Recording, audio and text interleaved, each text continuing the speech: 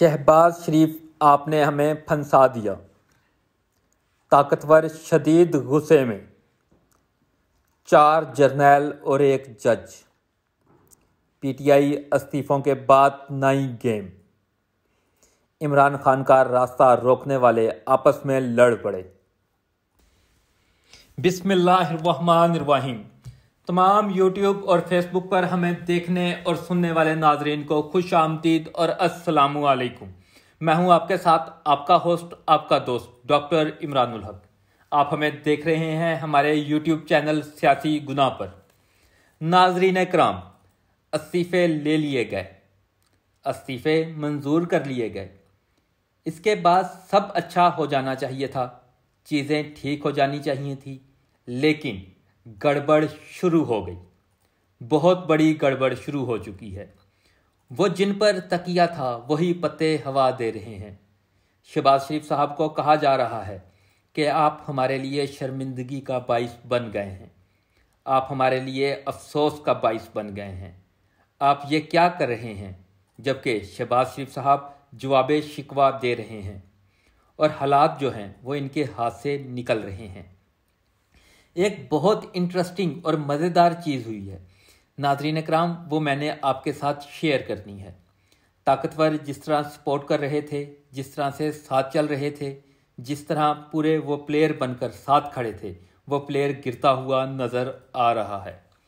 यहाँ पर आप देखें, एक तरफ इनकी सपोर्ट ना चाहते हुए, क्योंकि ये याद रखिएगा ये सब कुछ इमरान खान की मोहब्बत में नहीं हो रहा। ऐसा नहीं है कि इमरान खान के लिए कोई नरम गोशा वहाँ पर पैदा हो चुका है, बल्कि इनकी नाहली की वजह से, पीडीएम की नाहली की वजह से, और ख़ास तौर पर शहबाज शरीफ बिलखसूस, जिसे वो घोड़ा समझ रहे थे, रेस में दौड़ने वाला वो खच्चर निकला। इसलिए ये इख्तलाफात इस वक्त पैदा हो रहे हैं। एक तरफ गेम ये हो गई है, जबकि दूसरी तरफ पीडीएम बिलखसूस पाकिस्तान मुस्लिम लीग नून इस सूरत हाल में 4 जर्नैल और 1 जज, 4 जर्नैलों और 1 जज के खिलाफ खुलकर सामने आ चुकी है। यहाँ से भी गेम क्रिटिसिज्म और लड़ाई शुरू, और उधर से भी लड़ाई शुरू नाजरीन करम ये हो चुकी है। अब यूँ समझें कि इमरान खान का रास्ता रोकने वाले, जिन लोगों ने इमरान खान का रास्ता रोका, वो आपस में लड़ पड़े हैं। पीटीआई के इस्तीफों के बाद पूरी सूरत हाल क्या है, ये पूरी तफसील मैंने आपके सामने रखनी है। ये 4 जर्नैल और 1 जज वाली कहानी क्या है? यहाँ से शिकवा किया गया, वहाँ से जवाब शिकवा आया। इस पर बताने से पहले नाजरीन कराम, जो इस्तीफों पर बहुत खुश हो रहे हैं, जिन्हें लगता है सब अच्छा हो गया है, मैं उनके लिए एक बुरी खबर आपको सुना दूँ। उनके लिए उनके अपने ही बंदे की ज़ुबानी आजकल हामिद मीर साहब, वैसे तो वो शुरू से ख़ासकर पाकिस्तान मुस्लिम लीग नून और पाकिस्तान पीपल पार्टी वाले ये हामिद मीर साहब को बहुत बड़ा हीरो समझते हैं और इनकी बात को बड़ा क्रेडिबल समझते हैं। तो मैं इनकी ज़ुबानी इनको एक ख़बर दे दूं। ये जो भंगड़े डाल रहे हैं ना, इनके लिए हामिद मीर साहब क्या कह रहे हैं, ये ज़रा सुने कि इन इस्तीफ़ों की मंजूरी के बाद ये चीज़ तो वाज़ेह हो गई है कि जो वफाकी हुकूमत है वो स्पीकर साहिब को अपने सियासी मकासद के लिए इस्तेमाल कर रही है। और शहबाज शरीफ इस वक्त कौमी असम्बली में इस वक्त एतमाद का वोट हासिल करने की सलाहियत नहीं रखते और खलबली मची हुई है सरकारी हलकों में। यहाँ तक बात ठीक है, समझ में आती है। अगली खबर वो जो ब्रेक कर रहे हैं वो बहुत बड़ी खबर है। वो कहते हैं बलूचिस्तान की एक पार्टी इनसे नाराज़ बैठी है। बलूचिस्तान की एक पार्टी इनसे बिल्कुल नाराज़ है और वो एमकेएम के अलावा है। मैं बाप पार्टी ना भी समझें तो भी एक जमात है, तो इनसे नाराज़ है। जो इनकी बात नहीं सुन रही, तो इसका मतलब ये हुआ कि शहबाज शरीफ साहब एतमाद का वोट हासिल नहीं कर सकते। इस पोजीशन के अंदर वो नहीं है। इसके बाद नंबर 1 चीज़ तो ये है, आपस की लड़ाई फटा, जिस पर तकिया था वो पत्ते हवा दे रहे हैं। दूसरा, इनके अपने लोग नाराज़ हैं और वो एक अंदाजे के मुताबिक वो बीएनपी मेंगल नाराज़ बैठी है। अच्छा, इस तरफ से मिसट्रस्ट या ट्रस्ट डेफिसिट क्या है, इस तरफ जाने से पहले हम ज़रा मुस्लिम लीग नून और इनकी बात कर लेते हैं कि इनको ट्रस्ट डेफिसिट क्या है। कि जब राना सनाउल्लाह साहब मीटिंग के अंदर गए हैं तो इनसे पूछा गया कि ये क्या है, आपने ये सारी चीज़ें हमें आपने आसरा दे रहे थे कि एस्टेब्लिशमेंट हमारे साथ है और सारे हमारे साथ हैं, तो क्या आपने पंजाब की असम्बली भी तहलील करवा दी, ये क्या किया आपने और ये किस तरह से सब कुछ हुआ। तो इस सब के ऊपर राना सनाउल्लाह जो इनका मानना है वो कहते हैं ये मैंने नहीं किया बल्कि ये मलिक अहमद खान साहब ने किया है। दरअसल ये नाकामी जो है वो मेरी नहीं, ये मलिक अहमद खान की है। मलिक अहमद खान आपको पता है जो इस वक्त समझे जा रहे हैं डील करने के लिए, मतलब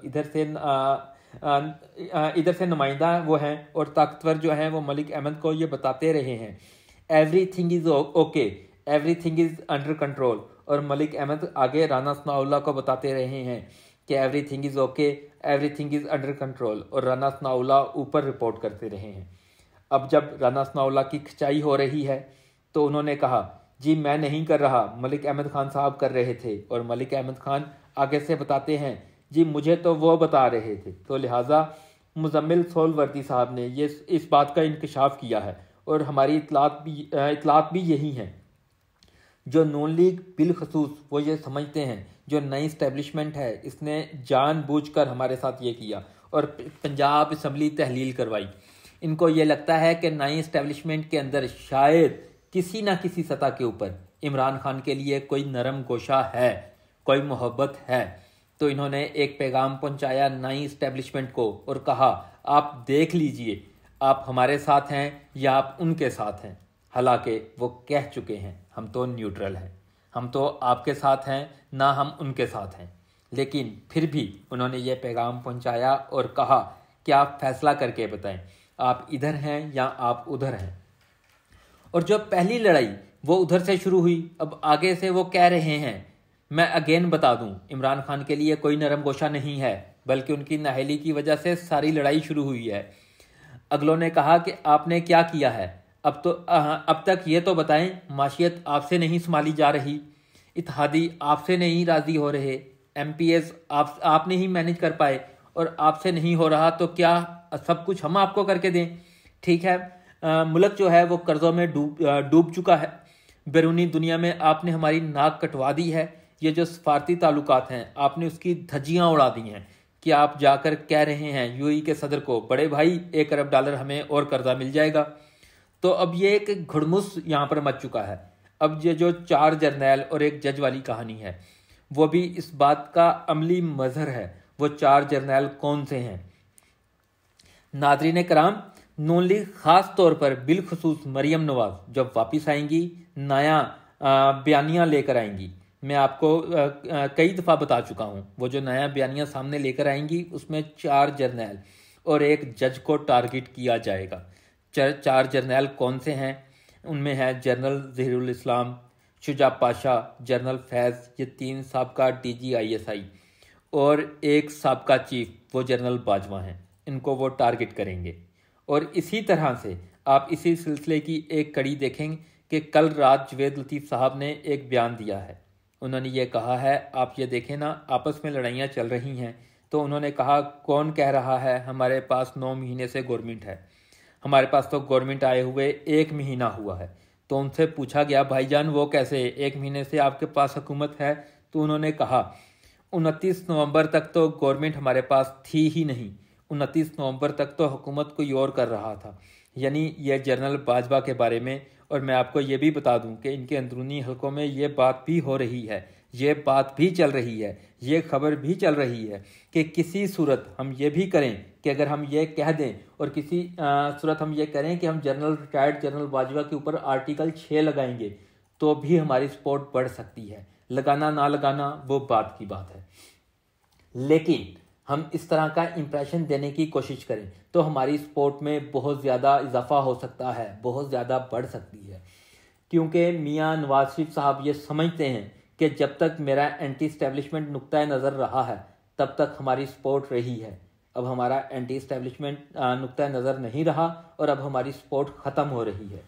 फिर मैंने आपको एक और ख़बर ये भी दे दूँ कि MKM ने ये फ़ैसला किया है कि वो ज़िमनी इंतखाबात के अंदर वो लड़ रहे हैं। दूसरे तो बिल्कुल इसके ऊपर सोच भी नहीं रहे, जबकि ये सोच रहे हैं कि हम ज़िमनी इंतखाबात के अंदर जाएंगे और हम लड़ेंगे। इस तरह से ये अपने आप को PDM से अलग कर रहे हैं। और ये भी मैं आपको बता दूं, इससे पहले फ़ारूक सत्तार ने यह भी कहा था कि अब एतमाद के वोट के लिए आओगे तो आपको पहले हमारा एतमाद जीतना होगा।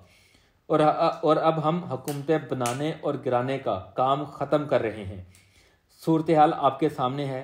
जिनके ऊपर तकिया था, जिन पर भरोसा था, जिन पर आसरा था, वही कह रहे हैं हजूर आपने हमें बेइज्जत करवाया है। ये कह रहे हैं कि आप दिल से कोशिश नहीं कर रहे, और वो कह रहे हैं कि आप दिल से कोशिश नहीं कर रहे और आप हमारी गवर्नमेंट को स्टैंड नहीं कर रहे।